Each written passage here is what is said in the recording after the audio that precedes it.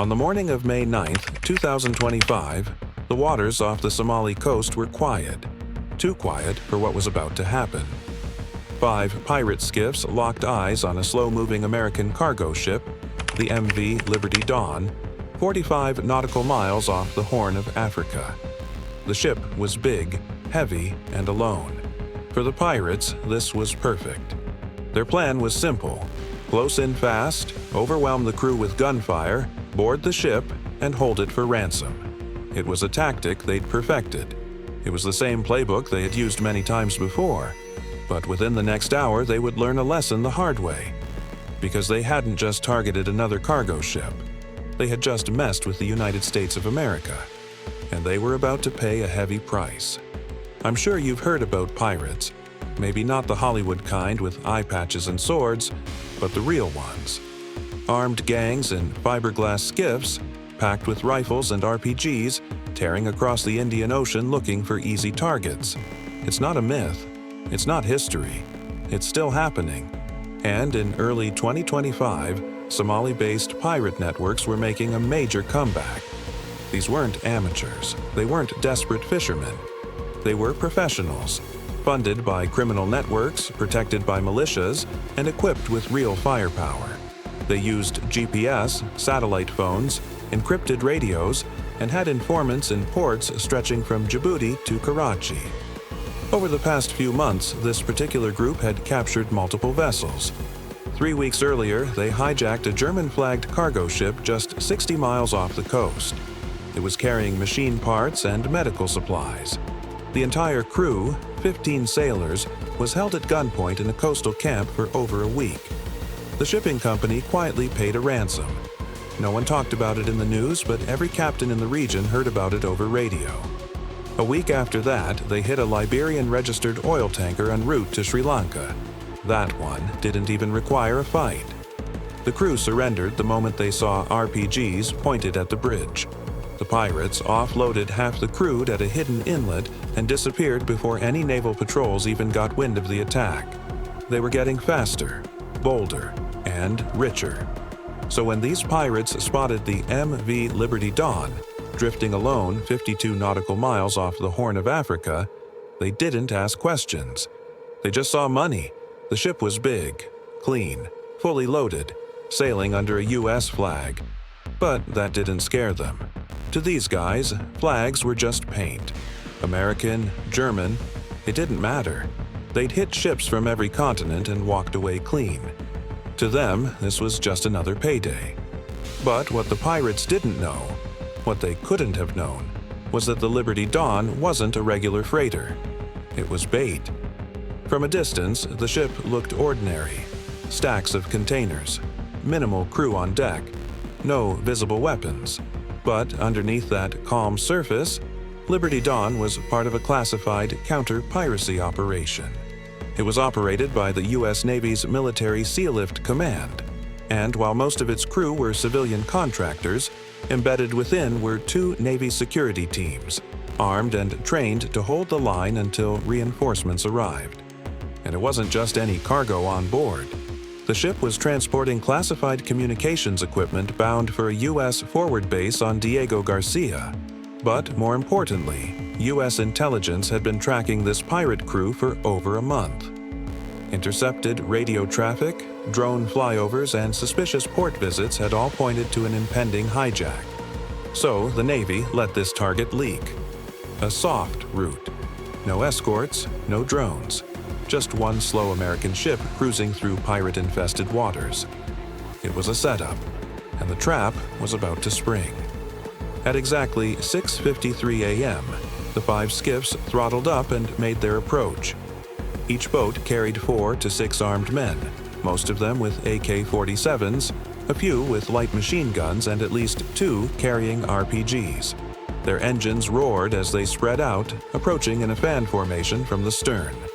Standard tactic: hit from multiple angles, confuse the crew, board from the weakest side. From the bridge of the Liberty Dawn, the ship's captain watched them close in. He didn't panic. He didn't run. Instead, he reached for a secure console and triggered a silent emergency beacon. Below deck, the Navy security teams slipped into gear. Suppressed rifles were loaded. Body armor was zipped up. 2 crew members opened hidden compartments behind cargo containers, revealing mounted .50 caliber machine guns. The pirates were still 400 meters out, unaware of what they were about to face. By 6:56, the pirates opened fire. Short warning bursts into the air, followed by live rounds aimed at the ship's deck rails. They expected the usual: crew running for cover, maybe a few scrambling into the bridge, locking the door. Instead, 2 heavy machine guns opened up from either side of the deck. Tracer rounds lit the sky. The lead skiff took 3 direct hits to its engine and immediately started sinking, smoke and oil trailing behind it. Another was struck along the bow, forcing its crew to bail out and scramble toward another boat. Chaos. Still, 2 skiffs managed to reach the stern. In the confusion, about 10 pirates managed to climb aboard using ropes and grappling hooks. They fanned out across the rear deck, trying to breach storage containers and access the bridge. They thought they had gotten lucky. They had no idea that a military response was already in motion. 200 nautical miles south, aboard the USS Baton, an amphibious assault ship, the distress signal came through loud and clear. Within minutes, 2 MH-60R Seahawk helicopters launched, followed closely by 2 V-22 Ospreys, each carrying a fire team of Marine Raiders and Navy SEALs. At the same time, 2 MQ-9 Reaper drones, already circling nearby, locked onto the Liberty Dawn and began live thermal surveillance.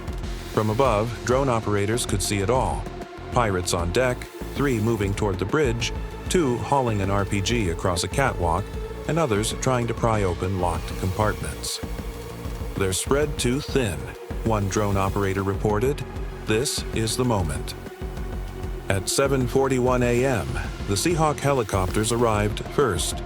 Flying low over the ship, their door gunners unleashed suppressive fire across the bow and stern. 2,000 rounds per minute tore through crates and skiff remnants still tied to the hull. One pirate tried to fire an RPG. He never got the chance. Seconds later, the Ospreys arrived. 28 operators fast-roped onto the deck, forming 2 fire teams that immediately swept the bow and stern. Using suppressed M4s and flashbangs, they cleared container rows with speed and precision. The pirates fired back, wild, untrained, and disorganized. 2 were killed instantly. 1 tried to hide in a ventilation shaft and was dragged out at gunpoint. Others ran toward the rails. 2 jumped overboard. Only 1 survived. The rest were dead, captured, or too injured to resist. The total operation took less than 6 minutes.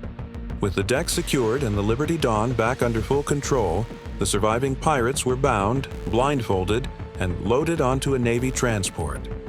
Back aboard the Baton, interrogators got to work. It didn't take long. Within 45 minutes, they had the location of a pirate compound. A fortified facility hidden 25 miles inland, surrounded by scrubland and cliffs. According to the prisoners, it housed fuel tanks, munitions storage, vehicles, and communication equipment. At 10:22 a.m., strike authorization was granted. The Reaper drones, already circling above, were cleared to engage. At 10:34 a.m., the first Hellfire missile hit. It slammed into the compound's central warehouse. A fireball erupted, followed by secondary explosions. Stored RPG rounds, diesel drums, and black powder detonated in a violent chain reaction. The second missile hit a truck yard. The third took out a communications dish and tower. The final missile struck a skiff launch pad. By 10:46 a.m., the pirate base was gone. Scorched earth, no movement, no vehicles, no radio signals. Over the next 48 hours, U.S. naval intelligence monitored pirate radio channels and satellite imagery. The fallout was instant. Known pirate docks along the Somali coast emptied. Boats were dragged inland and hidden. Engines were dismantled. Fuel supplies were buried or destroyed. Radio chatter picked up panicked conversations between smugglers, warning others to stay out of American shipping lanes.